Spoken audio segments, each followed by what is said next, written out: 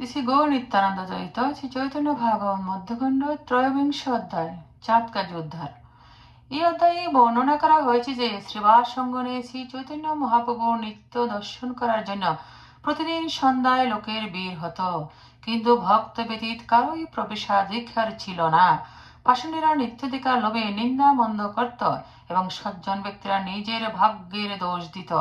তারা ভক্তদের অনুরোধ করত। নবদ্বীপে একজন সদাচারী ব্রহ্মচারী ব্রাহ্মণ দুগ্ধ পান করে থাকতেন। তিনি শ্রী চৈতন্য মহাপ্রভুর নিত্য দর্শন করার জন্য শ্রীবাস ঠাকুরকে অনেক অনুরোধ করেন। শ্রীবাস ঠাকুর তার তপস্য ব্রত এর কথা চিন্তা করে সেই ব্রাহ্মণকে গৃহের কোণে থেকে লুকিয়ে নৃত্য দেখতে অনুমতি দেন। অন্তর্যামী মহাপ্রভু সব বুঝতে পারেন। যথাসময়ে নৃত্য আরম্ভ হলো।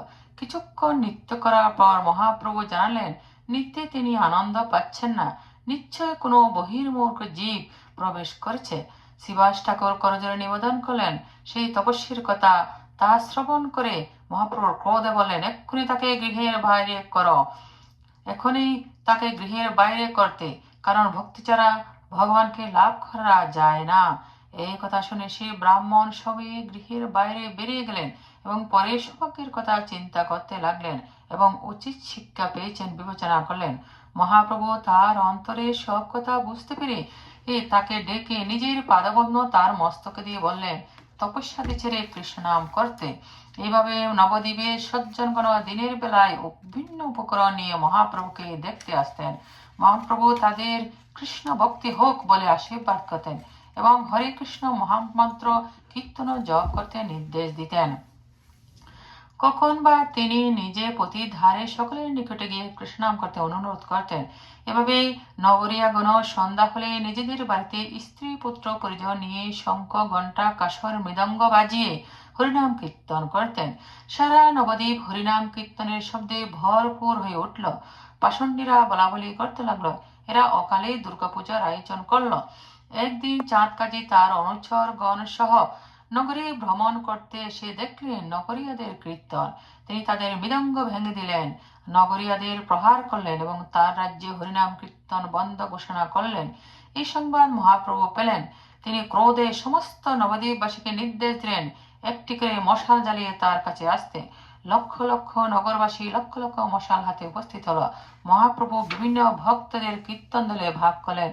গঙ্গার তীর ধরে কীর্তন করতে করতে মশাল জ্বালিয়ে চাঁদ কাজীর বাড়ির দিকে অগ্রসর হলেন। পথে শিশু স্ত্রীরা মহাপ্রভুকে স্বাগত জানানোর জন্য প্রণাম করতে লাগলেন। রাস্তা ফুল দিয়ে সাজানো হয়েছিল। প্রত্যেক বাড়িতে সামান্য কলা গাছ, আম্রসার, পূর্ণ ঘট ও দ্বীপ জ্বালানো হয়েছিল।